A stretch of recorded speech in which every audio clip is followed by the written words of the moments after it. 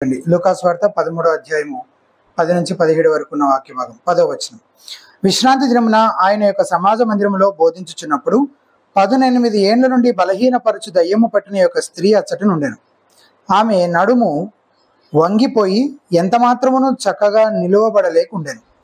యేసు ఆమెను చూచి రమ్మని పిలిచి, అమ్మా, నీ బలహీనత నుండి విడుదల పొంది ఉన్నావని ఆమెతో చెప్పి ఆమె మీద చేతులుంచగానే ఆమె చక్కగా నిలవబడి దేవుని మహిమపరిచింది. యేసు విశ్రాంతి దినమున స్వస్థపరిచినందున ఆ సమాజ మందిరపు అధికారి కోపంతో మండిపడి జనసమూహమును చూచి, పని చేయదగిన 6 దినములు కలవు గనుక ఆ దినములలోనే వచ్చి స్వస్థత పొందుడి, విశ్రాంతి దినమందు రావద్దని చెప్పాను. అందుకు ప్రభువు, వేషధారులారా, మీలో ప్రతివాడును విశ్రాంతి దినమున తన ఎద్దునైనను గాడిదనైనను గాడి యొద్ద నుండి విప్పి తోలుకొని పోయి నీళ్లు పెట్టును కదా. ఇదిగో 18 ఏండ్ల నుండి సాతాను బంధించిన అబ్రహాము కుమార్తె అయిన ఈమెను విశ్రాంతి దినమందు ఈ కట్ల నుండి విడిపింపదగదా అని అతనితో చెప్పాను. ఆయన ఈ మాటలు చెప్పినప్పుడు ఆయన ఎదిరించిన వారందరూ సిగ్గుపడిరి. అయితే జనసమూహమంతయు ఆయన చేసిన ఘనకార్యములన్నిటినీ చూచి సంతోషించెను. ఈరోజు ప్రసంగాంశము అబద్ధ మతము వర్సెస్ సత్య మార్గము అనేది మన ప్రసంగాంశం కదా. నిజమైన దేవుని దగ్గరికి రానివ్వకుండా, ఆయనతో సరైన సంబంధంలోనికి రానివ్వకుండా సాతాను అపవాది వారిని అడ్డుకోవడానికి, ప్రజలను అడ్డుకోవడానికి వాడుతున్న ఒకానొక ప్రభావవంతమైన ఆయుధం ఏంటంటే మతం లేదా అబద్ధ మతము అని అనంతం. ఇక నేను వర్సెస్ కాంట్రాస్ట్ లో సత్య మార్గము అని పెట్టానంటే దీన్ని మనం ఇప్పుడు ఏదైతే క్రైస్తవ్యంలో ఉన్నామో దాన్ని మతం అని అనకూడదని కాదు. క్రైస్తవ్యం మతమా కాదా?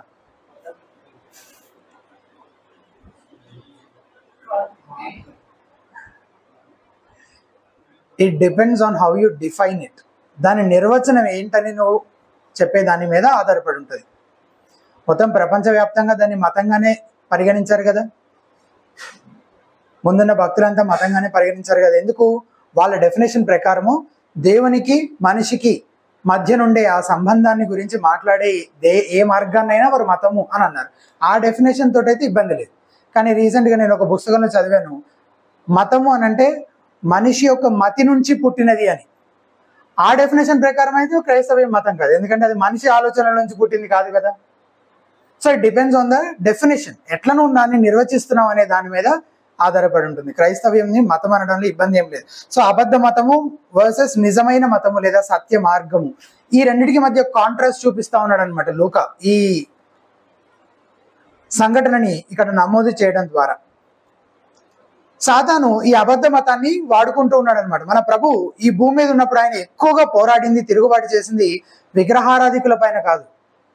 ఎన్ని సందర్భాల్లో విగ్రహారాధికులతోటి ఆయన వాళ్ళని ఖండించినట్టు, వాళ్ళకి రాజ్యస్వార్థ ప్రకటిస్తూ వాళ్ళని హెచ్చరించినట్టు ఎన్ని సందర్భాలు గుర్తొస్తున్నాయి మీకు? విగ్రహారాధికులతోటి. కానీ మతం పేరుతోటి ఒక అబద్ధ మతంలో ఉంటూ సత్యాన్ని గ్రహించకుండా, నిజంగా మారు మనసు పొందకుండా ఉన్నటువంటి యూదు నాయకులను ఎన్నిసార్లు గద్దించాడు, హెచ్చరించాడు? చాలా సార్లు కదా. ఒకసారి పరిసయ్యులతో సంభాషిస్తూ యేసు ప్రభు వారు అబద్ధ మతాన్ని ఎలా ఖండించాడో మార్కు సువార్త 7వ అధ్యాయం 6 నుంచి 9 వచనాల్లో ఉంది, చూడండి ఒకసారి. ఫాల్స్ రిలీజియన్, అబద్ధ మతము, ఎ డెడ్ రిలీజియన్, ఒక మృతమైన మతాన్ని డిఫైన్ చేయాలంటే ఈ వచనాలు సరిగ్గా సరిపోతాయి. మార్కు సువార్త 7వ అధ్యాయము 6 నుంచి 9 వరకు. 6వ వచనం చెప్పాను.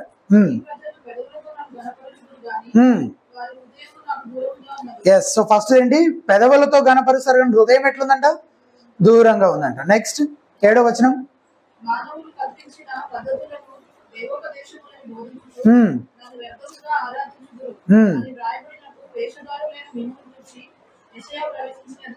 కరెక్ట్, వ్యర్థంగా ఆరాధిస్తున్నారంట. ఎట్లా? మనుషులు కల్పించిన పద్ధతులే దైవోపదేశములని బోధిస్తూ వ్యర్థంగా ఆరాధిస్తున్నారు. తర్వాత 8వ వచనం,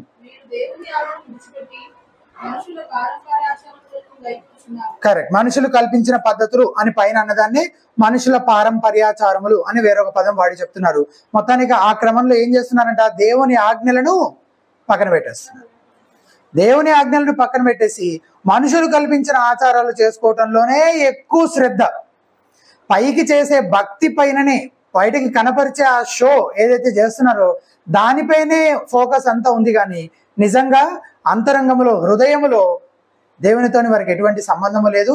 నిజమైన ఆరాధన భావంతో వారు ఏవి చేయట్లేదు. దీన్నే అబద్ధ మతము లేదా డెడ్ రిలీజియన్, మృతమైన మతము అని అంటున్నాం అన్నమాట. వారి బ్రతుకుల్లో ఎటువంటి మార్పు లేదు. లూకా ఈ వాక్య భాగంలో యేసుక్రీస్తుకి యూదా మత నాయకుల మధ్య ఉన్న వ్యత్యాసాన్ని కూడా మనకి చూపిస్తున్నాడు. ఇదంతా ఎక్కడ ప్రారంభమైంది? ఇదంతా ఒక టీచింగ్ సిరీస్ అనమాట.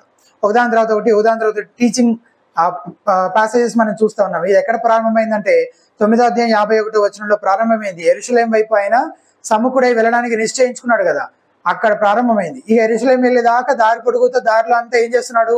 టీచ్ చేస్తున్నాడు, శిష్యులకు టీచింగ్ చేస్తున్నాడు, ఇంకా జనసమూహాలకు బోధిస్తున్నాడు. మధ్యలో మత నాయకులకు కూడా కొన్ని హెచ్చరికలు ఇస్తా ఉన్నాడు. పోయిన వారం మనం చూసాం, ఎవరైనా మారు మనసుకు తగిన ఫలం ఫలించకపోతే ఆయన ఏం చేస్తారంటే వాళ్ళని నరికి వేయబడతారు. మారు మనసుకు తగిన ఫలము ఫలించకపోతే వారు ఏం చేయబడతారు?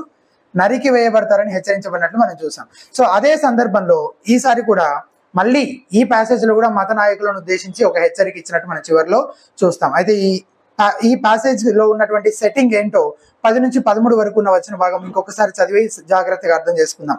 10వ వచనం, విశ్రాంతి దినమున ఆయన యొక్క సమాజ మందిరములో బోధించుచున్నప్పుడు 18 ఏండ్ల నుండి బలహీనపరచు దయ్యము పట్టిన యొక్క స్త్రీ అచ్చటను ఉండెను. ఆమె నడుము వంగిపోయి ఎంత మాత్రమును చక్కగా నిలవబడలేకుండెను. యేసు ఆమెను చూచి రమ్మని పిలిచి, అమ్మా, నీ బలహీనత నుండి విడుదల పొంది ఉన్నావని ఆమెతో చెప్పి ఆమె మీద చేతులు ఉంచగానే ఆమె చక్కగా నిలవబడి దేవుని మహిమపరచును. యేసుక్రీస్తు దేవుని రాజ్య సంగతులను బోధించిన సందర్భాలు చాలానే కనిపిస్తాయి మనకు. లూకా చాలా సందర్భాల గురించి ప్రస్తావిస్తున్నాడు. ఈ వాక్య భాగంలో కూడా యేసుక్రీస్తు వారు బోధిస్తున్నారు. ఎట్లా బోధిస్తున్నారు? ఆబ్వియస్ గా ఆయన ఒక అద్భుతమైన బోధకుడు కదా. అయినా ఆశ్చర్యకరమైన సంగతి ఏంటంటే కఠిన హృదయాలు కలిగిన వారు ఆయన ఏం చేస్తూ వస్తున్నారు? తిరస్కరిస్తూనే వస్తున్నారు. యేసు బోధించడంతో పాటు ఎన్ని అద్భుత కార్యాలు చేసినా మత నాయకుల నుంచి వ్యతిరేకత మాత్రం అంతకంతకు పెరుగుతూనే ఉంది, ఇంకా ముందుకెళ్తున్న కొద్దీ. ఈ వాక్య భాగంలో మనం చూస్తున్న ఈ సందర్భమే రాయబడిన రికార్డు ప్రకారం యేసు బోధించిన ఆఖరి సందర్భం. అది ఎక్కడ జరిగింది? ఒక సమాజ మందిరంలో. అదొక సాధారణ విశ్రాంతి దినము. దేవుని ఆరాధించాలనుకున్న భక్తులందరూ ఏం చేశారు? సమాజ మందిరం తవ్వ దొక్కుతున్నారు కదా. అక్కడ సమాజ మందిరంలో మగవాళ్ళందరూ ఒకవైపు, ఆడవాళ్ళు పిల్లలందరూ ఇంకోవైపు కూర్చుంటారు. ఇందులో ఒక ఆమె చిన్నగా నడుచుకుంటూ వస్తుంది. ఆమె ఫాస్ట్గా నడవలేదు. ఎందుకు? నడుము వంగిపోయింది, బలహీనతతోటి బాధపడుతుంది అని చెప్పారు కదా. సో ఆమె చక్కగా నిలబడలేదు కాబట్టి చుట్టూ మనం చూస్తున్నట్టుగా చూడలేదు కూడా. అవునా? మీరు అలాంటి వాళ్ళని ఎవరినైనా చూసుండొచ్చు కూడా. మొత్తంగా ఇట్లా వంగిపోయిన వాళ్ళు, బాగా ఏజ్ అయిన వాళ్ళకి అవుతుంది. ఒక ప్రాబ్లం, ఒక మెడికల్గా కూడా ఒక ప్రాబ్లం ఉన్న వాళ్ళకి కూడా అట్లా అవుతుంది అనమాట. మొత్తానికి ఇట్లా వంగిపోతే ఇక చుట్టూ వాళ్ళు చూడగలిగింది ఇక కొన్ని అడుగుల మేరకే చూడగలుగుతారు, అంతకు మించి చూడలేరు అనమాట. సో వాళ్ళు మిగిలిన వాళ్ళు నడిచినంత ఈజ్ తోటి ఫాస్ట్గా నడవని కూడా నడవలేరు. సో ఆమె మొత్తానికి వచ్చింది. ఈయన మాట్లాడుతున్నాడు, ఆమె వచ్చింది అన్నట్టుగా చెప్పారనమాట. బహుశా లేట్ అయి ఉండొచ్చు మరి రావడం అన్నట్టు, చిన్నగా రావాలి కాబట్టి చూసుకుంటూ. అండ్ ఆమె చాలా కాలం నుంచి ఆ సమాజ మందిరానికి వస్తుండొచ్చు, కానీ ఎక్కువ మంది ఆమెతో మాట్లాడుతూ ఉండకపోవచ్చు. ఎందుకు? యూజువల్గా అలాంటి వాళ్ళతో ఎవరు మాట్లాడరు, ఫస్ట్ థింగ్. రెండోది, మాట్లాడే ప్రయత్నం ఎవరైనా చేసినా సరే ఫేస్ టు ఫేస్ చూసే అవకాశం ఉండదు కదా ఆమెతోని. సో మాట్లాడడము, రిలేషన్షిప్స్ బిల్డ్ చేసుకోవడము, కాన్వర్జేషన్స్ కలిగి ఉండడం అంతా కష్టమే కొంచెం. సరే, ఇక ఆమె ఆత్మీయ స్థితి గురించి ఆలోచన చేస్తే ఈ వాక్య భాగంలో అయితే స్పష్టంగా ఏమీ చెప్పబడలేదు, కానీ ఆమెను యేసుక్రీస్తు సంబోధిస్తూ కింద వచనాల్లో అబ్రహాము కుమార్తె అని అంటాడు. సిమిలర్ ఫ్రేజ్ 19వ అధ్యాయం 2వ వచనంలో పొట్టి చెక్కయ్యకు చెప్తాడు. ఇతడు అబ్రహాము కుమారుడే, ఎందుకనగా నేడు ఈ ఇంటికి రక్షణ వచ్చి ఉన్నది అని అంటాడు. అంటే పొట్టి చెక్కయ్య యొక్క విశ్వాసము రక్షణలతో ముడిపెట్టి ఇతను అబ్రహాము కుమారుడే అని అనటాన్ని బట్టి అదే దాన్ని ఆధారం చేసుకుని ఇక్కడ కూడా ఈమె అబ్రహాము కుమార్తె అని ఈ స్త్రీని అంటున్నాడు కాబట్టి బహుశా ఆమె విశ్వాసం అయి ఉండొచ్చు. అలాగే యేసుక్రీస్తు కూడా ఆమె ప్రస్తుత పరిస్థితికి ఆమె పాపమే కారణం అని చెప్పట్లేదు. ఆమె ఇట్లా వంగిపోవడానికి కారణం ఆమె పాపం అని చెప్పాడా? చెప్పలేదు. ఒకవేళ అట్లాంటిది ఏదైనా ఉంటే చెప్పి ఖండించి ఉండేవాడా, సరిచేసి ఉండేవాడా అంటే అవును, చేసి ఉండేవాడు. కానీ ఇక్కడ చేశాడా? చేయలేదు. అలాగే ఆమె విశ్రాంతి దినాన ప్రభువుని ఆరాధించడానికి సమాజ మందిరంలోకి వచ్చింది. By the very presence it self ఆమె అక్కడ ఉండడాన్ని బట్టే ఆమె ఒక విశ్వాసం అయి ఉండొచ్చు అని అనుకోవచ్చు. అలాగే ఆమె అక్కడికి రాకుండా ఉండాలి అని అంటే ఎన్ని మంచి కారణాలు చెప్పచ్చు. ఇక కారణాలు చెప్పి వంకలు చెప్పాలంటే ఇంకా మనకంటే నిపుణులు ఎవరైనా ఉంటారా? బహుశా ఉండరేమో కదా. ఒక పుస్తకం రాయమని అంటే 2-3 రోజులు రాసి ఇవ్వగలుగుతారు ఈజీగా, తలా ఒక పుస్తకం. ఆదివారం చర్చి మానేయడానికి ఏ కారణాలు చెప్పొచ్చు? ఆమె శరీర సౌందర్యం గురించి ఆలోచించే వ్యక్తి అయితే అటువంటి స్థితిలో ప్రజలందరూ గుమ్ముకూడే చోటికి వెళ్ళడానికి ఇష్టపడరు కదా. అందులోనూ తమ అపియరెన్స్ గురించి కాస్త ఎక్కువగానే శ్రద్ధ కలిగి ఉండే ఆడవాళ్ళు అసలు వెళ్ళరు అలా పబ్లిక్ మీటింగ్స్కి, గ్యాదరింగ్స్కి. మరో కారణం, ఆమె చాలాసేపు వంగి నడవాలన్నా నిల్చోవాలన్నా కష్టం కాబట్టి ఆమె నొప్పి కూడా చాలా ఎక్కువగా ఉండొచ్చు. అసలు సమాజ మందిరం వరకు నడవాలా, ఏం నడుస్తానులే అని అనుకోవచ్చు. ఇలాంటి కారణాలు ఎన్నో చెప్పొచ్చు, కానీ ఆమె ప్రభువును ఆరాధించడానికి తీర్మానించుకుంది, కష్టపడైనా సరే వెళ్ళింది. కాబట్టి ఈ నడుము వంగిపోయిన స్త్రీ కూడా విశ్వాస అయ్యుండొచ్చు అని కొందరు అంటారు. కానీ యూదులలో స్త్రీలను సాధారణంగా అబ్రహాము కుమార్తెలు అని అనడం చాలా కామన్, క్వైట్ కామన్. అంతకు మించి ఎక్కువ వివరాలు అందులో నుంచి మనం ఇన్ఫర్ చేయలేమేమో అని నాకు అనిపిస్తుంది. సరే, ఇప్పుడు ఆమె విశ్వాసంతో మనకు సంబంధం లేదు. యాక్చువల్గా ఆమె పరిస్థితి ఎట్లా ఉంది అని చెప్పడం కోసం చాలా మంది ఆమెను చూసి ఆమె సమస్య భౌతికమైందని భ్రమపడచ్చు, జస్ట్ ఫిజికల్ ప్రాబ్లం అని అనుకోవచ్చు కదా. ఫిజికల్గా చాలా మందికి ఉంటుంది కదా ప్రాబ్లం, అలాంటి ప్రాబ్లం అనుకుండొచ్చు. కానీ అసలు రోగం ఏంటో యేసుప్రభువు వారు చూశాడు. ఏంటో అసలు రోగము మీరు చూడలేదు, ఇంకా చూడండి. దయ్యం పట్టింది. అన్ని రోగాలు దయ్యం పట్టడం వల్ల కలిగేవే కాదు, కొన్ని మానసికంగా ఉండే సమస్యలు కూడా ఉంటాయి కదా. సైకలాజికల్ ప్రాబ్లమ్స్ ఉండవా? ఉంటాయి కదా. మెంటల్ పేషెంట్స్ ఉంటారు కదా.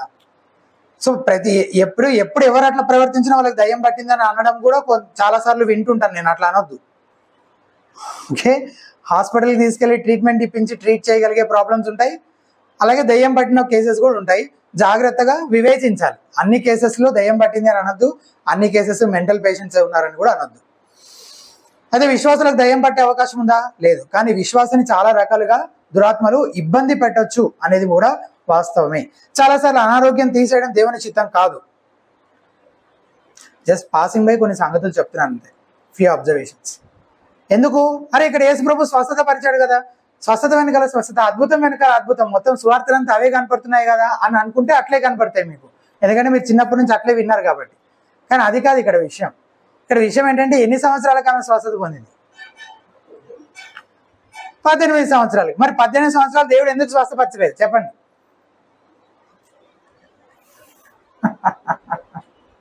మీకు అర్థమైందా? How long has she suffered?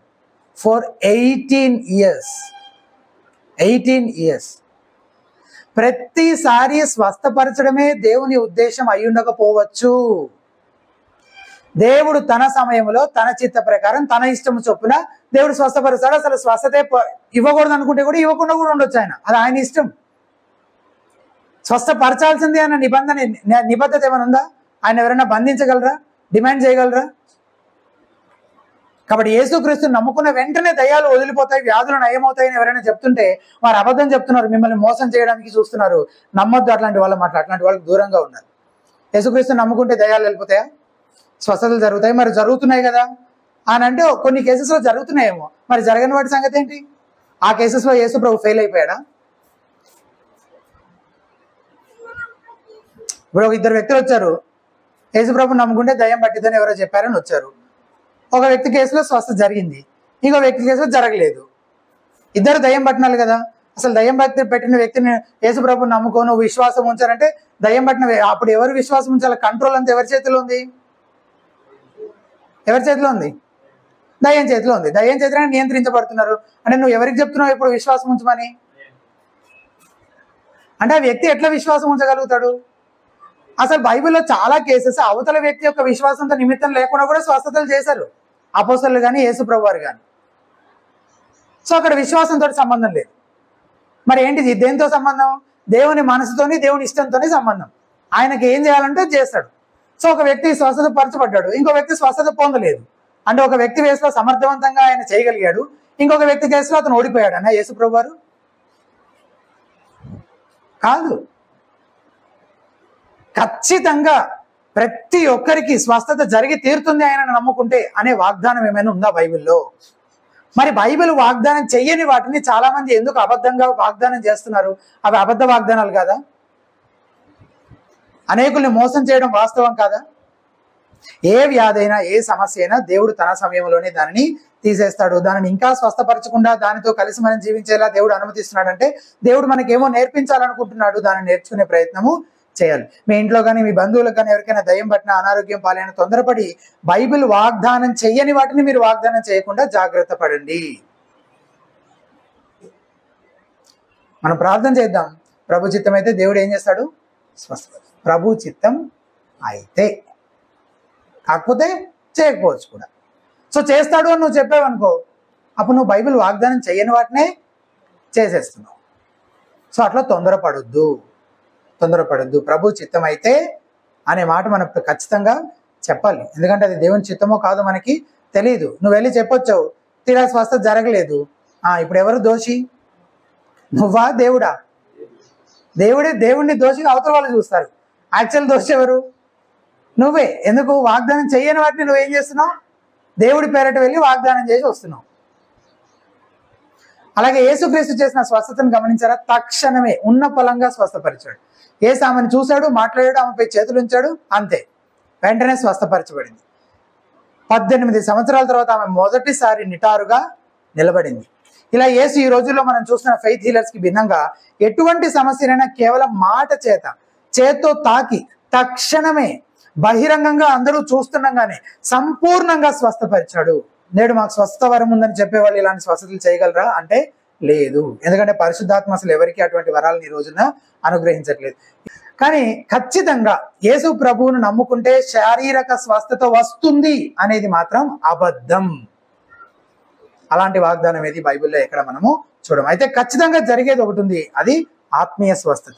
యేసు ప్రభువును నమ్ముకుంటే నీ హృదయం మాత్రం తప్పక మారుతుంది, నీ బ్రతుకు మాత్రం ఖచ్చితంగా మారుతుంది అనగానే మళ్ళీ ఇది కూడా అన్ని ప్రతిదానికి ఇట్లా బ్యాలెన్స్డ్ గా చెప్పుకుంటూ వెళ్ళాల్సి వస్తుంది అనమాట. ఎందుకంటే బయట అన్ని విధాలుగా అపార్థం చేస్తున్నారు, మిస్ఇంటర్ప్రిట్ చేస్తున్నారు మాటలు. మారి తీరుతుందంటే ఏంటి దాని అర్థం? ఇక యేసు ప్రభువును నమ్ముకున్న రోజునే, బాప్తిస్మం తీసుకున్న రోజునే పూర్తిగా యేసు ప్రభువులు అట్లా మారిపోతారా? పర్ఫెక్ట్ గా.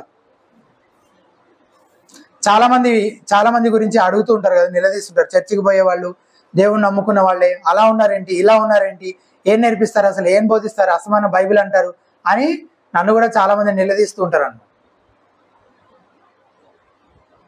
ఏ విశ్వాసి ఈ లోకంలో బ్రతికుండగానే సంపూర్ణంగా దేవుని స్వరూపంలోనికి మారిపోడు. అది నిరంతరము సాగుతూ ఉండేటువంటి ప్రక్రియ. అందుకే మనకు అనుదిన వాక్య ధ్యానం, ప్రార్థన, సహవాసము అవసరము. ఈ ఫెలోషిప్ అంతా ఎందుకు? టు గ్రో టుగెదర్, మన అందరం కలిసి ఎదగడానికి కదా. అలాగే రక్షింపబడినప్పుడు ఏం జరుగుతుందంటే, మునుపు చచ్చిన స్థితిలో ఉన్న పాపి దేవుని వద్ద నుండి నూతన జీవాన్ని పొందుకొని తిరిగి జన్మిస్తాడు. దేవుడు రాతి గుండెను తీసేసి దేవుని ఆరాధించగలిగే మాంసపు గుండెను దేవుడు అనుగ్రహిస్తాడు. మునుపు ఆత్మీయ నేత్రాలు గురుడితనంతో ఉన్నాయి, ఇప్పుడు సత్యాన్ని స్పష్టంగా చూడగలుగుతున్నాడు, గ్రహించగలుగుతున్నాడు. మునుపు పాపపు బంధకాల్లో సంఖ్యలలో బందీలుగా ఉన్నాడు, ఇప్పుడు విడుదల పొందాడు. ఇలా బైబిల్లో మన కన్వర్షన్ గురించి చెప్పబడిన సంగతుల గురించి ఆలోచిస్తే ఇది మనిషి చేసే పనా? ఇదంతా మనిషి వల్ల తనంతట తాను చేసుకునే పనా? అస్సలు కాదు. ఇది దేవుడు తన శక్తి చేత తన చిత్తం చొప్పున జరిగించే సహజాతీతమైన అద్భుత కార్యము. ఒకవేళ నేను ఇప్పటి వరకు చెప్పిన మార్పు నీలో కలగలేదు అని నువ్వు అంటే కనుక, అప్పుడు నువ్వు కూడా ఏదో మతపరంగా ఎప్పటి నుంచో అందరూ చేసే కొన్ని భక్తి చేష్టలు చేస్తూ యేసు ప్రభువుని నమ్ముకున్నారన్న భ్రమలో ఉన్నావేమో. నీవు పరిశీలించుకోవాలి. నీ బ్రతుకు నిజంగా మారిందా? నీ హృదయం నిజంగా మారిందా? నీ ఆలోచనలు నిజంగా మారాయా?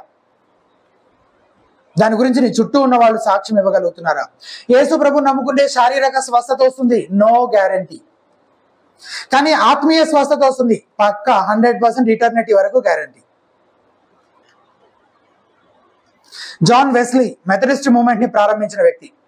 చిన్నప్పటి నుంచి ఈ క్రిస్టియన్ రిలీజియస్ థింగ్స్ అన్నిటితోటి చక్కగా అలా పెరుగుతూ వచ్చాడు. అవన్నీ బాగా అలవర్చబడ్డాయి అతనికి కూడా విపరీతమైన ఆసక్తి. ఏమైనా ప్రాయంలోకి రాగానే తన తండ్రి అడుగుజాడల్లో నడుస్తూ ఆంగ్లికన్ చర్చ్ కి ప్రీస్ట్ అయ్యాడు. వాళ్ళు పాస్టర్ అన్నారు కదా. జార్జ్ విట్ఫీల్డ్ లాంటి ఇంకొందరు స్నేహితులతో కలిసి ఆక్స్ఫర్డ్ లో హోలీ క్లబ్ ని లీడ్ చేసేవాడు అనమాట. అంటే వాళ్ళు అప్పుడప్పుడు ఆయా సమయాల్లో కూడుకొని గ్రీకులో ఉన్న కొత్త నిబంధనను ధ్యానించేవారు. తమను తాము స్వపరిశీలన చేసుకుంటూ ఒకరికొకరు జవాబుదారీతనంతో వాళ్ళందరూ కలిసి సమయాన్ని గడిపేవారు. మంచి మోరల్ స్టాండర్డ్స్ ప్రకారం మనం అందరం జీవించాలని ప్రయత్నించేవాళ్ళు జాన్ వెస్లీ ఇంకా అతని ఫ్రెండ్స్.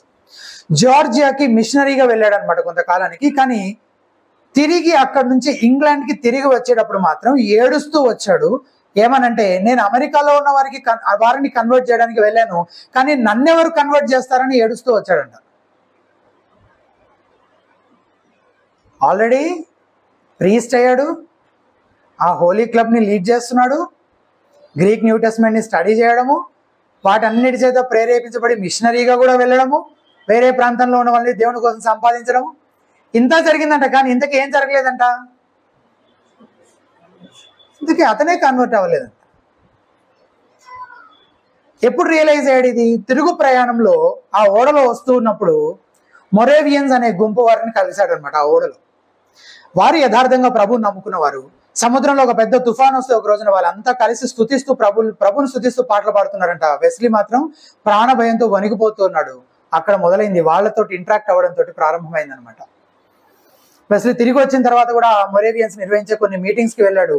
ఆ మీటింగ్స్ లో ఒకనొక మీటింగ్ లో మే 24వ తారీఖు 1738 ఒకనొక కూడికలో మార్టిన్ లూథర్ రోమాపత్రికపై రాసిన ముందు మాటను ఒక సహోదరుడు చదువుతున్నాడు. ఒక మీటింగ్ లో రోమాపత్రిక కామెంటరీ మొత్తం కాదు, ఇంకా మొదటి అధ్యాయం కూడా కాదు, ఏం చదువుతున్నాడు?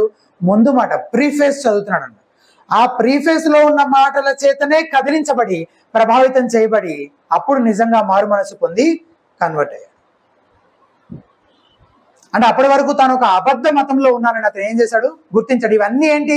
పైకి చేసే భక్తి చేష్టలు అంతే, భక్తి క్రియలు అంతే, బయట కనిపించే రిలీజియస్ యాక్టివిటీస్ అంతే. నిజంగా అతని హృదయం మాత్రం అప్పటి వరకు మార్పు చెందలేదు. సో అబద్ధ మతానికి సంబంధించిన మరికొన్ని సంగతులు ఈ వాక్య భాగంలో కూడా మనం చూడొచ్చు. ఆ మత నాయకులు ఉన్నారు కదా, వాళ్ళే అనమాట. వాళ్ళ గురించి, అలాగే ఒక పక్క మరో పక్క యేసు ప్రభు చెప్తున్న మాటల గురించి మనం చూస్తే, మొదటి విషయము, అబద్ధ మతంలో కనికరం ఉన్నది కానీ సత్య మార్గం కనికరం చూపేదిగా ఉంటుంది. 14వ వచనం చూడండి. యేసు విశ్రాంతి దినమున స్వస్థపరిచినందున ఆ సమాజ మందిరపు అధికారి కోపంతో మండిపడి జన సమూహమును చూచి, పని చేయదగిన 6 దినములు కలవు కనుక ఆ దినములలోనే వచ్చి స్వస్థత పొందుడి, విశ్రాంతి దినము రావద్దు అని చెప్పాను. సమాజ మందిరపు అధికారి అసలు ఈ నడుము వంగిపోయిన ఆమె, అసలు వాళ్ళిద్దరి మధ్య ఇంతకుముందు ఏమైనా ఇంటరాక్షన్ జరిగిందా, ఆమెతో ఏమైనా పరిచయం ఉందా, ఆమె గురించి ఏమైనా తెలుసా అని అంటే బహుశా అసలు ఏమీ తెలియదు కావచ్చు. ఆమెను ఎప్పుడు పట్టించుకోలేదేమో అని అనిపిస్తుంది. కారణాలు చాలా ఉండొచ్చు. ఆమె పూర్ ఉమెన్ అయి ఉండొచ్చు, పెద్ద ఆఫరింగ్స్ ఏం రావు కదా అట్లాంటి వాళ్ళతోటి. తర్వాత ఆడవారిని యూదులు చిన్నచూపు చూసేటువంటి పరిస్థితి ఆ రోజుల్లో ఉండేది. సో దాన్ని బట్టి కూడా అయి ఉండొచ్చు. కానీ ఆమె గురించి అసలు ఏమాత్రం కన్సర్న్ ఉన్నా సరే, ఓకే, అక్కడ స్వస్థత జరిగింది కదా, ఆమె బాగుపడింది కదా, ఆఫ్టర్ 18 years 18 సంవత్సరాల తర్వాత బాగుపడింది కదా. కనీసం ముందు ఆమెకి ఇక్కడ జరిగిన మేలును బట్టి, ఆ స్వస్థతను బట్టి నేను కూడా సంతోషిస్తున్నాను, ప్రభువా నీకు స్తోత్రం అని ఒక మాట చెప్పేంత సమయం కూడా అతను తీసుకోవడానికి విల్లింగ్గా లేడు. మధ్యలో స్ట్రైట్ అవే అతని ఇబ్బంది ఏంటి? రూల్స్ వైలేట్ అవుతున్నాయి.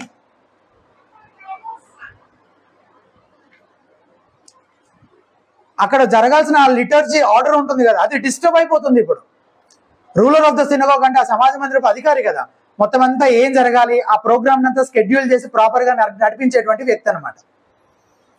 ఆ ఊర్లోకి ఎవరైనా కొత్తగా బోధకుడు వస్తే ఇతనే ఇన్వైట్ చేస్తాడు. సో యేసుక్రీస్తుని కూడా ఇతనే ఇన్వైట్ చేసి ఉండొచ్చు. ఇప్పుడు ఆ ఆర్డర్ ఏమైపోయింది? డిస్టర్బ్ అయిపోయింది. ఇక అది డిస్టర్బ్ అయిపోగానే ఇతనికి ఏమైపోయిందిగా, పట్టరానంత కోపం వచ్చేస్తుంది, వాళ్ళ మీద అరిచేస్తున్నాడు. కానీ అక్కడ జరిగిన స్వస్థతను గురించి మాత్రం అసలు ఏమీ అతను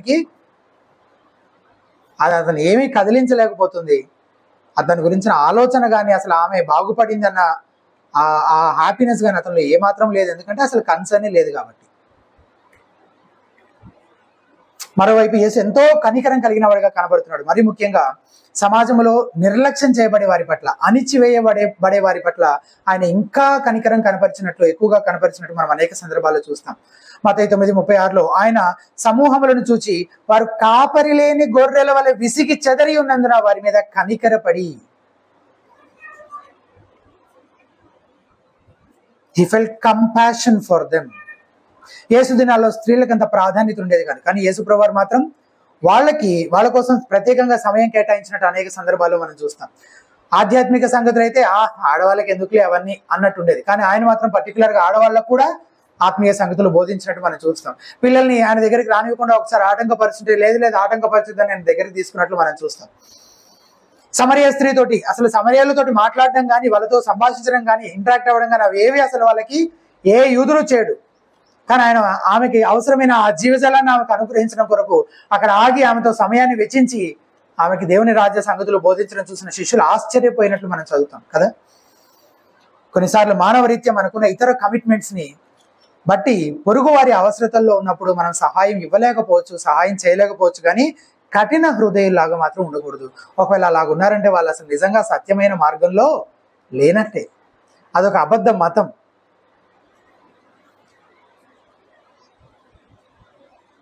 ఇప్పుడు అదే కదా, ఇప్పుడు అక్కడ ఏదో జరగాల్సింది జరగట్లేదు, మిస్ అయిపోతుందనే కదా అతని ఆరాటం అంతా. అతను ఎందుకు అంత కంగారు పడిపోయి అతని కోప్పడి అందరినీ తిట్టి ఎందుకు అంత? మతపరంగా జరగాల్సింది అక్కడ ఏదో మిస్ అయింది అని అంతే.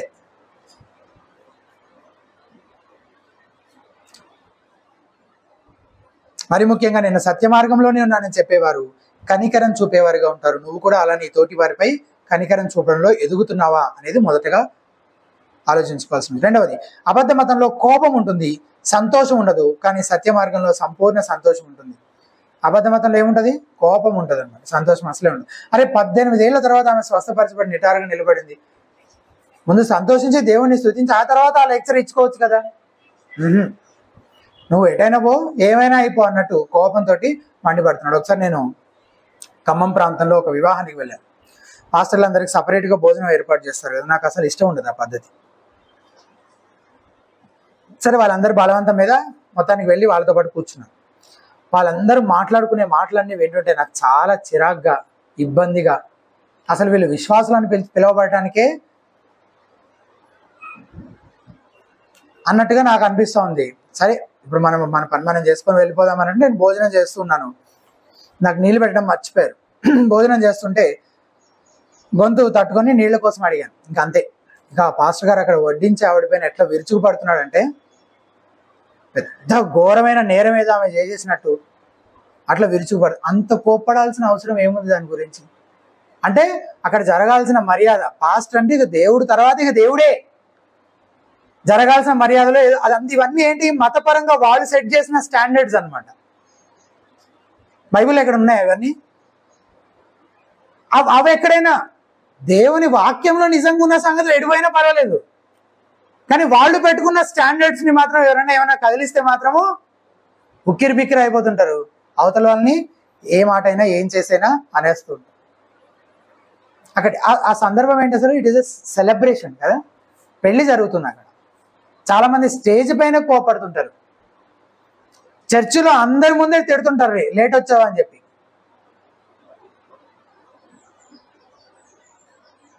ఆ ఎక్స్ట్రీమ్ దాకా అబద్ధ మతం వెళ్తుంది, నిజమైన మతము వెళ్ళదు. చర్చికి అసలంటూ వచ్చాడు కదా, మొత్తానికి లేటుగా వచ్చినా అని సంతోషించడము చేస్తే బాగుంటుంది. ఎందుకంటే వాళ్ళు కూడా దేవుని ఆరాధించాలని వచ్చారు కాబట్టి వాళ్ళని ఆ పని చేసుకొని ఇవ్వటం మంచి విషయం యాక్చువల్గా. కానీ ఇతని ప్రయారిటీ అది కాదు. ఇతని ప్రయారిటీ ఇతను ఏదైతే స్టాండర్డ్ సెట్ చేశాడో దాన్ని ఎక్కడ వైలేట్ చేయకుండా ఉండాలి అనేదే ప్రయారిటీగా పెట్టుకుంది. చాలా క్రైస్తవ కుటుంబాలు ఇలాంటి పరిస్థితి ఉంటుంది, ఎంతో విచారకరం. రూల్స్ రూల్స్ రూల్స్ అన్ని కుటుంబాలు ఇట్లుంటాయి అనట్లేదు, కానీ ఉన్నాయి కుటుంబాలు అట్లా. రూల్స్ ఉండకూడదని నేను అనడం లేదు, కానీ ఇంట్లో వాతావరణం ఎట్లా ఉండాలి? రూల్స్ ఉండాలి, వాటిని పాటించేలాగా పిల్లలకు నేర్పించాలి, అందరూ ఫాలో అవ్వాలి. కానీ ఇంట్లో ఉండాల్సిన వాతావరణం ఎట్లుండాలంటే ప్రేమ, దయ, కనికరం, ఆప్యాయత ఇలాంటివి ఉండాలి ఇంట్లో. క్రీస్తును వెంబడించడం సంతోషంగా, ఆహ్లాదంగా అనిపించాలి పిల్లలకు కానీ ఇంట్లో ఉన్న వాళ్ళకి కానీ. క్రీస్తు ప్రేమను, క్రీస్తు కనికరాన్ని, క్రీస్తు న్యాయాన్ని తల్లిదండ్రులలో చూడగలగాలి పిల్లలు. కోపము ఆత్మఫలము కాదు, కానీ అది శరీర క్రియ, దానిని విసర్జించాలి. అది రెండవది. మూడవది, అబద్ధ మతం వేషధారణతో కూడినది, కానీ సత్య మార్గము యథార్థమైనది. ఆయన ఈ మాట అంటున్నాడు కదా, ఎవరితో అంటున్నాడు? ఆ అధికారి ఎవరిని అంటున్నాడు యాక్చువల్గా?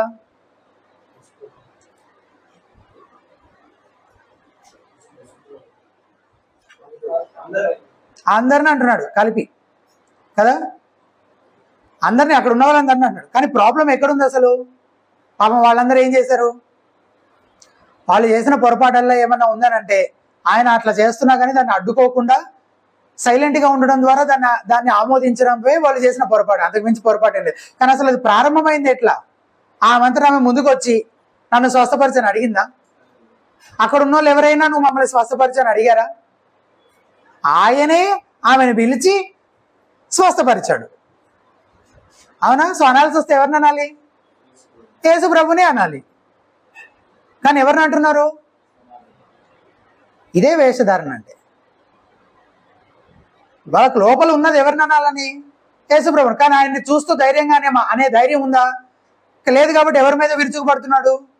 ముందున్న వాళ్ళ మీద విరుచుకుపడుతున్నాడు. అంటే మన భాషలో చెప్పాలి, ఏమ్మా 6 రోజులు ఉన్నాయి కదా, ఇక వేరే టైమే రోజే దొరకలేదా నీకు? పోయి ఈ రోజు వచ్చావు సమాధి, ఈ రోజేంటి విశ్రాంతి దినం తెలీదా నీకు? పోయి రేపు రాపో అని అరవడం అది యాక్చువల్గా. కానీ అసలు యాక్చువల్గా అంత సీరియస్గా ఎవరితోటి చెప్పాలి ఆ మాట? యేసుప్రభు. అయ్యో సారీ బ్రదర్, ఏమనుకోద్దు, ఈరోజు విశ్రాంతి దినం కదా, మర్చిపోయాను. అవును, మన ఇప్పుడు సర్వీస్ ఆర్డర్ అంతా డిస్టర్బ్ అయింది కదా, అరే పొరపాటు అయిపోయింది బ్రదర్ అని చెప్తున్నాడు యేసుప్రభు గారు. వేషధారులరా, యూ హిపోక్రిట్స్ అని ఈయన ప్రజల్ని చూసి అనట్లేదు, డైరెక్ట్ వాళ్ళ ముఖం మీదనే అంటున్నాడు.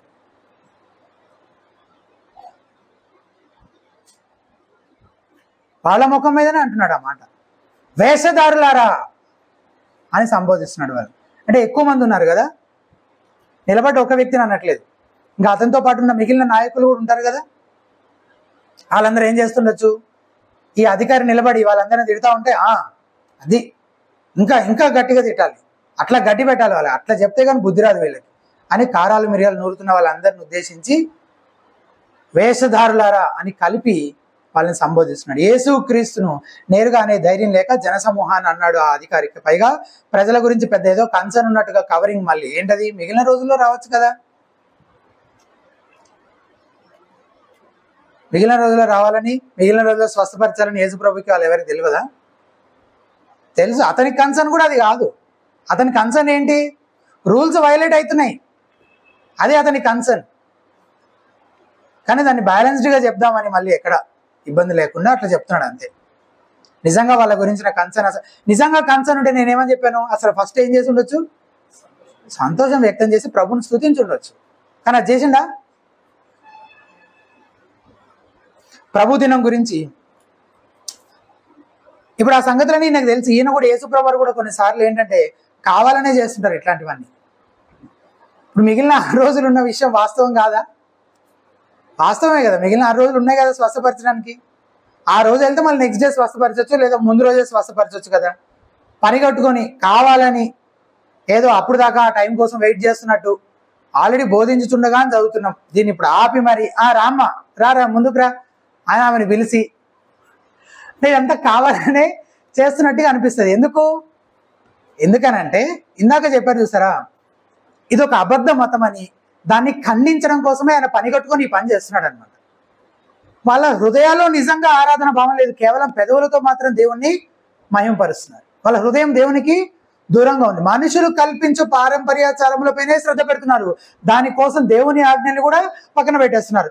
ఈ అబద్ధ మతాన్ని ఖండించడమే ఆయన లక్ష్యం. ఆ లక్ష్యం పెట్టుకున్నాడు కాబట్టే కావాలని ఆయన ఏం చేశాడు? విశ్రాంతి దినాన స్వస్థపరచడానికి పూనుకున్నాడు. చాలాసార్లు మనం కూడా ఇలాగే చేయాలి కదా. చేయాలంటారా వద్దంటారా? చేయాలి. అదంతా అబద్ధము అని చెప్పడానికే మనం ఏం చేయాలి? అది చేయకుండా చూపించాలి, దాన్ని బ్రేక్ చేయాలి. అలాంటి human traditions, man made traditions, మనుషుల పారంపర్యాచారాలన్నింటినీ ఏం చేయాలి? బ్రేక్ చేయాలి. ఉద్దేశపూర్వకంగానే చేయాలి, కావాలనే చేయాలి. ఇది కాదు క్రైస్తవ్యము, ఇది కాదు బైబిల్ బోధిస్తున్నది, ఇది కాదు వాక్యం బోధిస్తున్నదని జనాలందరికీ తెలిసే విధంగా మనం ఏం చేయాలి? ఆ ట్రెడిషన్స్ని బ్రేక్ చేయాలి.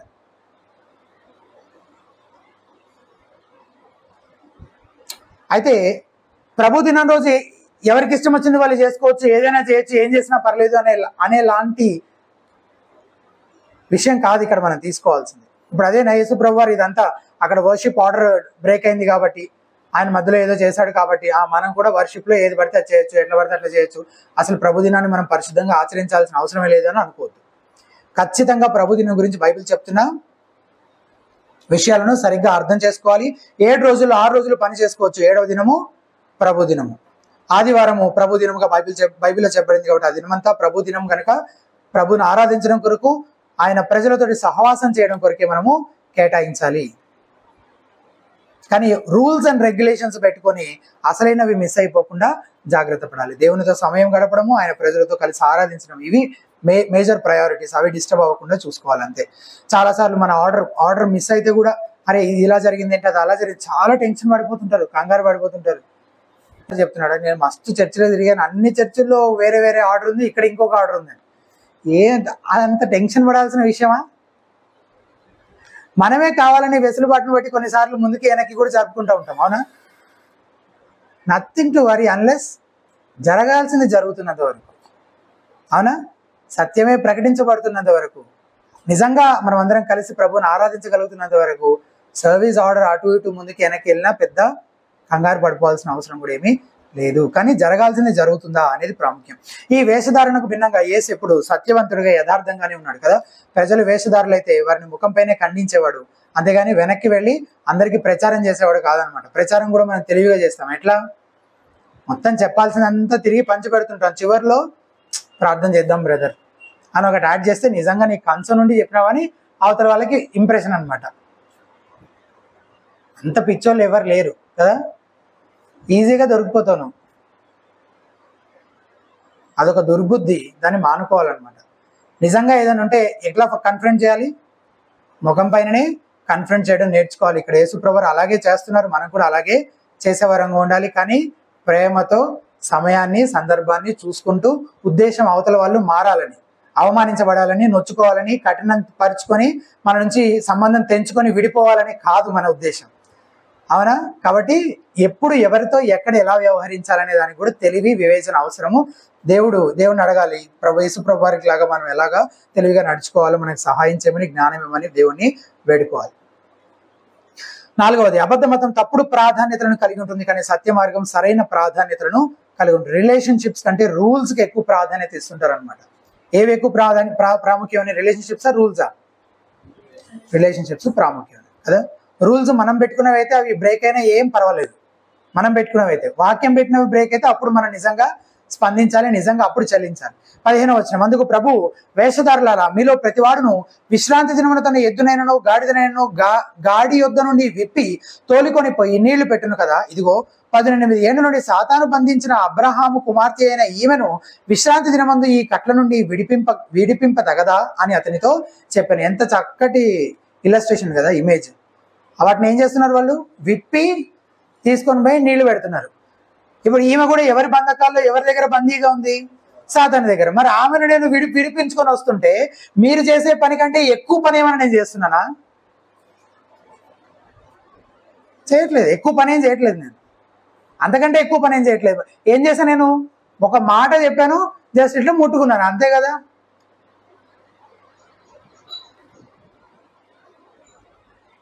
విశ్రాంతి దిన నియమాలను ఉల్లంఘించేశాడని కంగారు పడిపోవడానికి ఏమీ లేదు ఇందులో. ఎందుకు?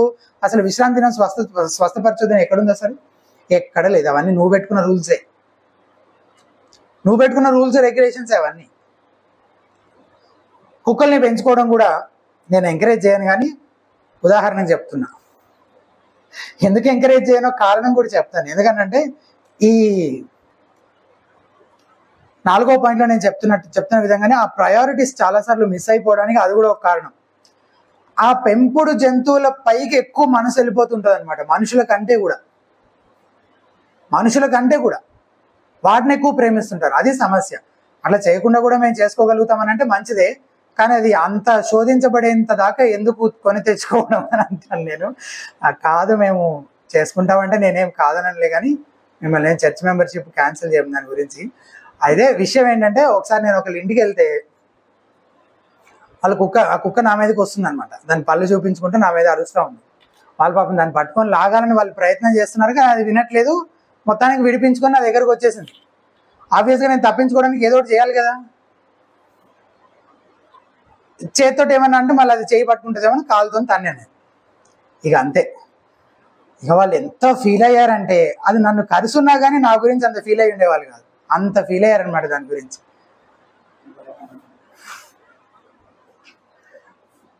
మీకు అర్థమైంది కదా ప్రయారిటీస్.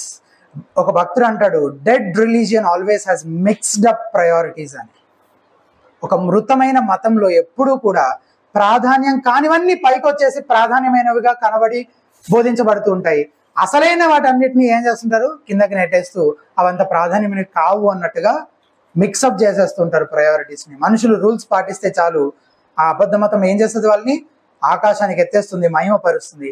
వారి హృదయాలు దేవునికి దూరంగా ఉన్నా పర్వాలేదు, ఎవరు ఖండించరు, ఎవరు మిమ్మల్ని తప్పుపట్టరు. ఆ అబద్ధ మతంలో బయటికి చూడడానికి భక్తిగా కనబడితే చాలు, కనిపించేంత వరకు భక్తి చేష్టలు కరెక్ట్గా ఉంటే సరిపోతాయి.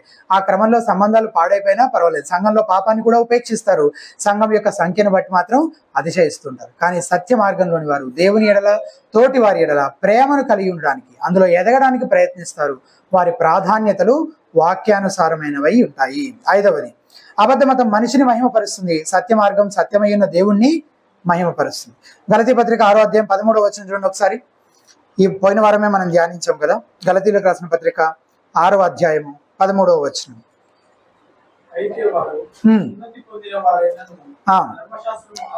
ఇక్కడ ఆగుదాం ఒకసారి. 6:13 ఇది ఇట్లా డైరెక్ట్ గా ఒకే వచనం బయటకు తీసి చదివితే మనకు దాని భావం అర్థం కాదు, కాంటెక్స్ట్ లో కలిపి చదివితే అర్థమవుతుంది. అయినా నేను వివరిస్తాను. అయితే వారు సున్నతి పొందిన వారైనా ధర్మశాస్త్రము ఆచరింపరు. అంటే ఇక్కడ ఏం చెప్తున్నాడంటే, సున్నతి పొందిన యూదులు ఇప్పుడు మారు మనసు పొంది రక్షించబడి చర్చిలోకి వచ్చారు. అలాగే ఇంకొంతమంది అన్యజనులు ఉన్నారు, వాళ్ళు కూడా చర్చిలోకి వస్తున్నారు. ఇప్పుడు ఆల్రెడీ సున్నతి పొందిన యూదులు ఉన్నారు కదా, మారు మనసు పొంది రక్షించబడిన వాళ్ళు, వీళ్ళు ఏం చేస్తున్నారు? కొత్తగా వచ్చే అన్యజనులు కూడా మీరు కూడా సున్నతి పొందండి, మీరు కూడా సున్నతి పొందండి, వాళ్ళ మీద బలవంతం పెడుతున్నారు. వాళ్ళని బలవంతం పెడుతుంటే ఇప్పుడు వీళ్ళనే విమర్శిస్తూ, అరే బాబా ముందు మీరే ధర్మశాస్త్రం పాటించరు, మళ్ళీ వాళ్ళని పాటించమని బలవంతం పెడుతున్నారు ఎందుకు అని అనడం అనమాట అక్కడ ఉద్దేశం. ఇప్పుడు చదవండి మళ్ళీ.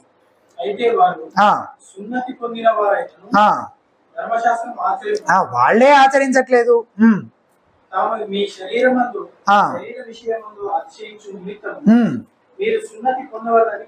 అది ఎందుకంటే సున్నతి ఎందుకు పొందాలని? దేవుని ఆజ్ఞకు విధేయత చూపించాలని, దేవుని కట్టడలకు లోపడాలని, దేవుని మహిమపరచాలని దేవుడు చెప్పాడు కాబట్టి చేద్దామా? కాదు. మీ శరీర విషయం ముందు అతిశయించు నిమిత్తం. అంటే ఇప్పుడు ఈ యూదులు ఎట్లయితే అతిశయిస్తున్నారు, మేము ఎవరము? సున్నతి ద్వారా దేవుని నిబంధన ప్రజలం మేము, అబ్రహాము సంతానం మేము. అయితే ఏంటంట, అబ్రహాం సంతానం అయితే ఎవరికి గొప్ప ఏంటి? ప్రత్యేకంగా వాళ్ళకు ఒరిగిన ఆధ్యాత్మిక ప్రయోజనం ఏంటి అని అంటే ఒకే ఒక ప్రయోజనము, దేవుని సువార్త వాళ్ళకు ప్రకటించబడుతుంది, వాళ్ళు తృణీకరిస్తున్నారు దాన్ని కూడా. ప్రత్యేకంగా అబ్రహాము సంతానం అని చెప్పుకోవడం వల్ల వాళ్ళకు ఒరిగింది ఏమైనా ఉందా? ఏం లేదు. కానీ దాన్ని బట్టి శరీర విషయం అందు వాళ్ళు ఏం చేస్తున్నారు? అతిశయిస్తున్నారు. దానికోసమే వాళ్ళు సున్నతి పొందుతున్నారు. వాళ్ళని కూడా, అవతల వాళ్ళని, అన్యులను కూడా సున్నతి పొందమని బలవంతం పెడుతున్నారు. ఈ వాక్య భాగంలోని స్త్రీ స్వస్థత పొందుకున్న తర్వాత ఏం చేసింది? 13వ వచనం చూడండి, లూకాసు వార్త 13వ అధ్యాయం 13వ వచనం. ఆమె మీద చేతులుంచగానే ఆమె చక్కగా నిలవబడి దేవుని మహిమపరచెను. యేసుప్రభు వారి పరిచర్య ఉద్దేశం కూడా అదే. సాతాను బంధకాల నుంచి ప్రజలను విడిపించాలి, వాళ్ళు దేవుణ్ణి మహిమపరచాలి. తమ సొంత నీతి క్రియల ద్వారా రక్షించబడ్డాం అనుకునేవారు తమను బట్టి అతిశయిస్తారు, తమను తామే మహిమపరుచుకుంటారు. నిజంగా రక్షించబడిన వ్యక్తి సమస్త మహిమ ఘనత దేవునికి ఆపాదిస్తాడు. రక్షణ కేవలం దేవుని కృప వలనే సాధ్యపడిందని ఒప్పుకునేవాడిగా ఉంటాడు. మాథ్యూ హెన్రీ అనే భక్తుడు ఈ వంగిపోయింది కదా ఈమె, దాని పిక్చర్ని తీసుకొని ఒక స్పిరిచువల్ ట్రూత్ని చెప్తున్నాడు. When crooked souls are made straight they will show it by their glorifying God అని. అంటే ఏంటి? వక్రీకరించబడిన దుష్ట హృదయాలు నిజంగా సరిచేయబడితే, నిజంగా మార్పు చెందితే, అప్పుడు ఆ మార్పు బయటకు కనబడుతుందంట. ఎట్లా కనబడుతుందంట? వారు దేవుణ్ణి మహిమపరిచినప్పుడు కనబడుతుందంట. ప్రజలు అబద్ధ మతంతో సంతోషంగానే ఉంటారు. ఎందుకంటే అది శరీర క్రియలను ఖండించదు కదా. కానీ యేసుప్రభు ఎప్పుడు పాపయుక్తమైన గర్వాన్ని, స్వార్థాన్ని ఖండించాడు. ఏం చేసినా ఒకే ఒక లక్ష్యము, దేవుణ్ణి మహిమ రావాలి, దేవునికి మహిమ రావాలి అని. లూకా ముగింపులో ఏం చెప్తున్నాడు చూడండి ఒకసారి, 17వ వచనం, చివరి వచనం. ఆయన ఈ మాటలు చెప్పినప్పుడు ఆయన ఎదిరించిన వారందరూ సిగ్గుపడ్రి. ఎదిరించిన వాళ్ళు ఏమయ్యారు? సిగ్గుపడుతున్నారు.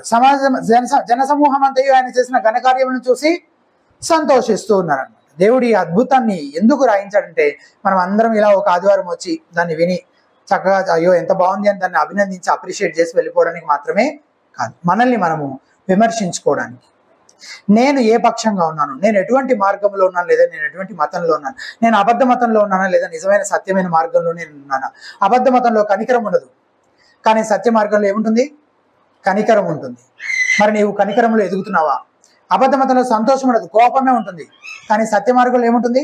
సంపూర్ణమైన సంతోషం ఉంటుంది. నీ ఇల్లు అటువంటి సంతోషం చేత నింపబడుతుందా? అటువంటి ప్రేమ, ఆప్యాయతలు, అటువంటి వాతావరణం నీ గృహంలో ఉంటుందా? లేదా శరీర కోపము, ద్వేషం అనే శరీర క్రియలే మీ ఇంట్లో నిత్యము కనబడుతూ ఉన్నాయా? అబద్ధమతం వేషధారణతో కూడినది, సత్య మార్గం యథార్థమైనది. వేషధారణ దేవునికి ఇష్టమైనది కాదు. నిజంగా హృదయపూర్వకంగా ప్రభువుని ఆరాధించేవారు కావాలి. అటువంటి హృదయపూర్వకంగా ఆరాధించేవాడిగా, యథార్థమైన వాడిగా నీవు ఉంటూ ఉన్నావా? లేదా కేవలం భక్తి వేషాలు వేస్తూ ఉన్నావా? అబద్ధమతం తప్పుడు ప్రాధాన్యతలను కలిగి ఉంటుంది, కానీ సత్య మార్గం సరైన ప్రాధాన్యతలను కలిగి ఉంటుంది. What are your priorities? దేనికి ఎక్కువ ప్రాధాన్యతను ఇస్తున్నావు? ఏది ప్రాముఖ్యమైనది నిజంగా? అబద్ధమతం మనిషిని మహిమపరుస్తుంది, కానీ సత్య మార్గం సత్యమైన దేవుణ్ణే మహిమపరుస్తుంది. కానీ నువ్వు ఎవరిని మహిమపరుస్తున్నావు? నిన్ను నీవు హెచ్చించుకోవడం కోసం, నిన్ను నీవు గణపరచుకోవడం కోసం, నిన్ను నీవు మహిమపరచుకోవడం కోసమే నువ్వు అంతా ఆలోచిస్తూ అంత ప్రయాసపడుతూ ఉంటే నువ్వు అసలు నిజంగా మారు మనసు పొందనట్లే. దేవుని మహిమపరచాలనేదే విశ్వాస యొక్క లక్ష్యమై ఉంటుంది. అటువంటి మనసు నీకుందా? నువ్వు ఎటువంటి మతంలో ఉన్నావని నీవు పరిశీలించుకోవాలి. నువ్వు ఒకవేళ అబద్ధ మతంలో ఉన్నావని గుర్తిస్తుంటే దానిని ఒప్పుకో, మారు మనసు పొందు, ప్రభు చింతకు రా. ఆయన తప్పక విమోచిస్తాడు, క్షమిస్తాడు, నిన్ను ఆయన చేర్చుకుంటాడు. ఈ సంగతుల గురించి మనమందరం కలిసి ప్రార్థన చేసుకుందాం. దయచేసి ప్రేరేపించబడిన వారు ఒకరెవరైనా క్లుప్తంగా వీటి గురించి ప్రార్థించాలని